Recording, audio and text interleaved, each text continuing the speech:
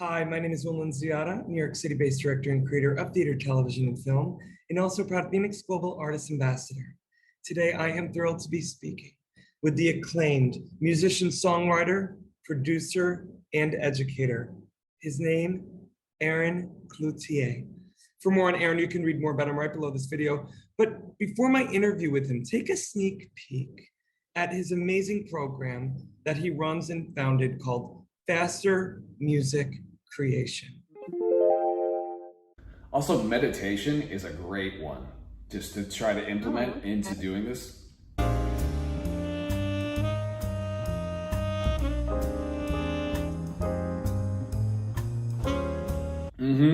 I've been like deep in a state of like stasis, and all of a sudden there's this idea that I never would have thought before. I'm like, oh crap, I feel so relaxed right now, and I gotta, and then I have to stop and bring myself back to reality and then record the idea. I'm like, and then just get back to it later. So trapping ideas is huge, and like these little creative prompts are huge. The main thing I think would be helpful for you to take away is just to keep it simple in the beginning, because you can always build it up from there. Don't start with like, I'm gonna make this thing. It's more like, I'm gonna use these 3 notes and I'm gonna mess around until I hear something I like. Well, hello, Aaron Cloutier. How are you? I am good. How are you, Will? I'm doing much better now that I'm speaking with you, and I'm so excited.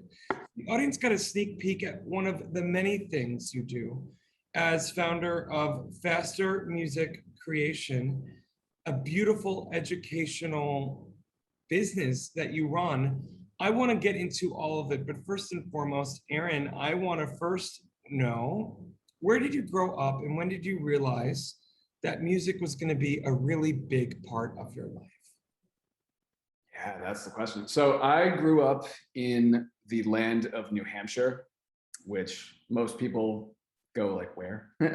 But it's well hidden. But I spent, the first quarter of my life there, and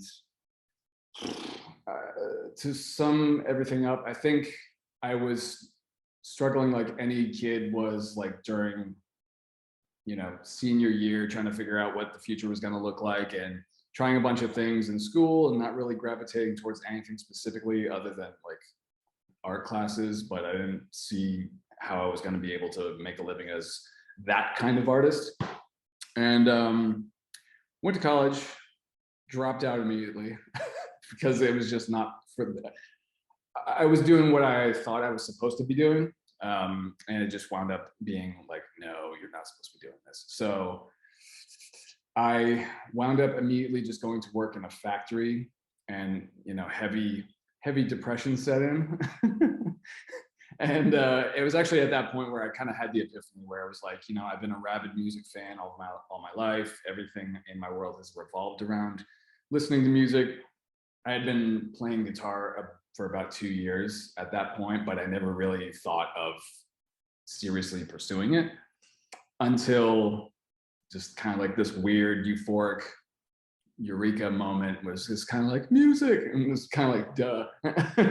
But that's where it started. I was about Thank God you had your aha moment, because not only are you an amazing guitarist, but you are an acclaimed multi-instrumentalist, musician, songwriter, producer, and educator. I want to lean right now into the educator part of you, because I want you to tell me about the beginning stages and of how the idea of Faster Music Creation came about. And then also in my research of you, I want to know, is it through that Faster Music Creation, that you're not only teaching others the art of creating music, but you also you can explain it much better than me, but so for example, I could come to you with an idea of a song and you'll create it, a special, almost like tailor-made song for people. Talk to me about all of it.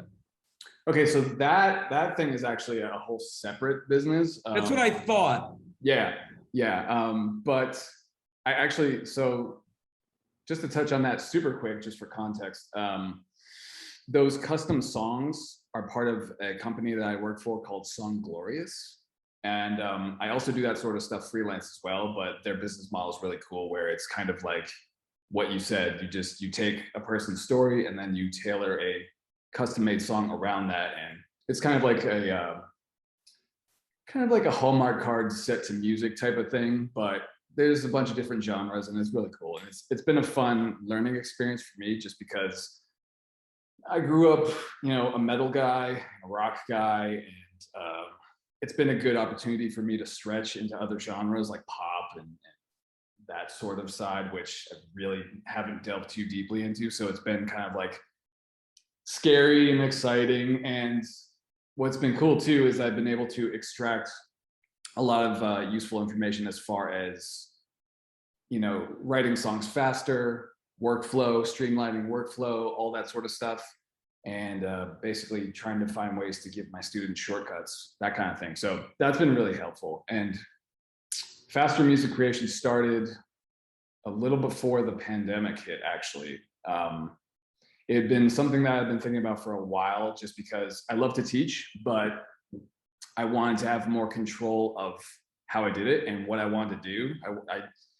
I would adapt, in certain ways for certain students, excuse me, because I've been teaching in music schools for about 10 years now.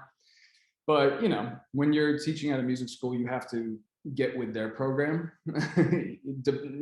regardless of how flexible they are, it's still their thing. So after about 10 years, I was just kind of like, all right, I'm teaching 40 students a week, 20% of them care. The rest of them are just like, exhausting. So I'm trying to build a business centered around things that I'm truly passionate about, and just finding, those types of students to be able to serve. That's amazing. In looking at your whole career thus far, Aaron, it's so incredible that you've been able to, whether you were that kid who dropped out of college to pursue his bliss, or even in teaching for 10 years and realizing, let me create my own way. You've always come to these aha moments, it seems like, these little rocks that skip in a stream, in that these little landing points for you, where you realize at the end of the day, wait, let me just do it my way. And in doing it your way, it seems that things start to really flow. Yeah, well, thank you for saying that. I think I think what it just comes down to is that I'm very stubborn, and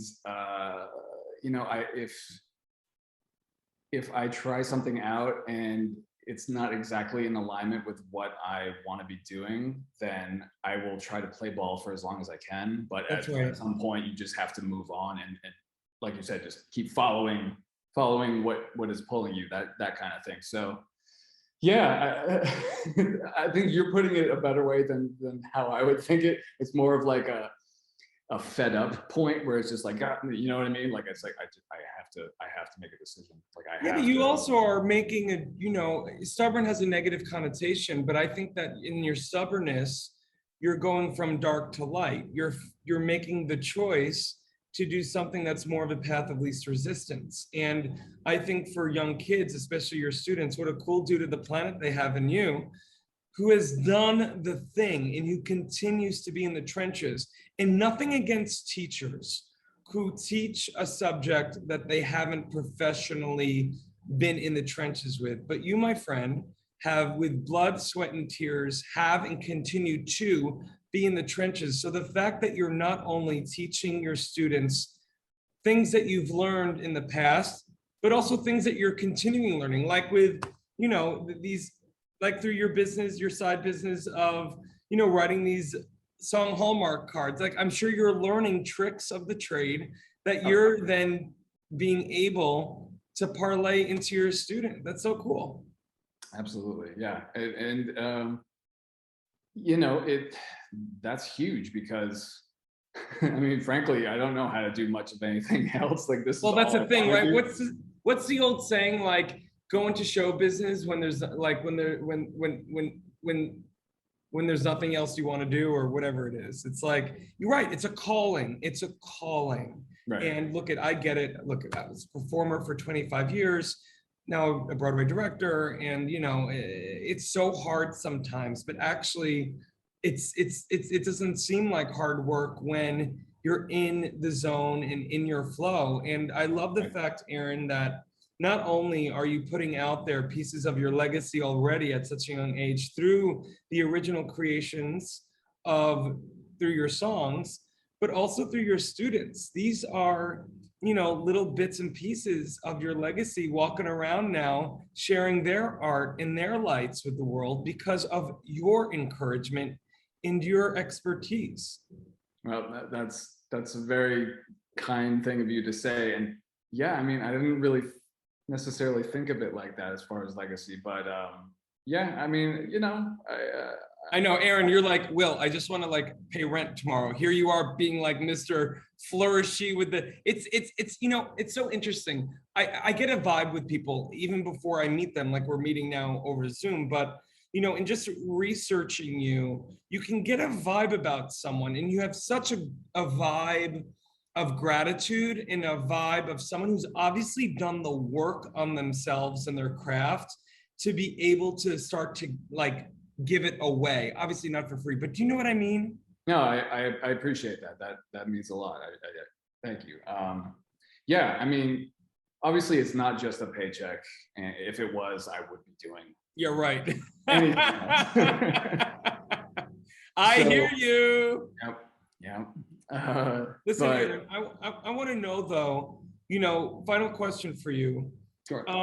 If you could give advice to young Aaron, who is maybe a little confused about what to do, what to choose, I got to choose one thing, I got to please my parents, I got to please what I think the world wants me to, what would you advise that young Aaron about life, about music? You know, what would your advice be to him? I mean, I would give him the same advice that my mom gave me at a certain point in time too, which is just at a young age, which is the hardest thing to do, is just trust your instincts. That's what she would tell me. She would just be like, just trust your instincts. It was the hardest thing to start out with, but the more that I did it, the more I realized like it was leading me towards where I wanted to go. If I would say something else though, that was my own, that my mom didn't say, I would tell young Aaron to, you know, just distance yourself from anybody who's not supportive of this, like who's trying to be realistic about, like, you know, what your life choices are going to be, because well, you know, let's call a spade a spade. Those are the people that I've learned through the work I've done, God bless, many of them sometimes family members, you know, them releasing their own insecurity and sometimes jealousy, right? That you actually have the balls, dare I say, courage as well, to do it, to do the thing. Yeah, I mean, it's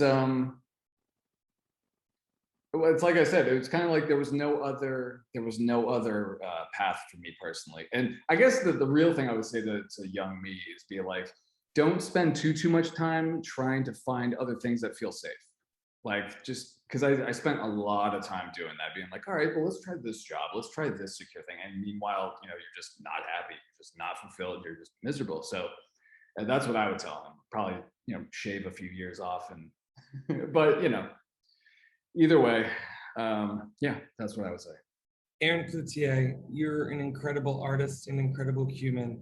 And I want to let the audience know that for more on the amazing Aaron, you could read more about him right below this video. Aaron, thank you so much for your time today. My goodness, God bless you and all that you do. And those students, they're so lucky. Thank you. I appreciate you taking the time.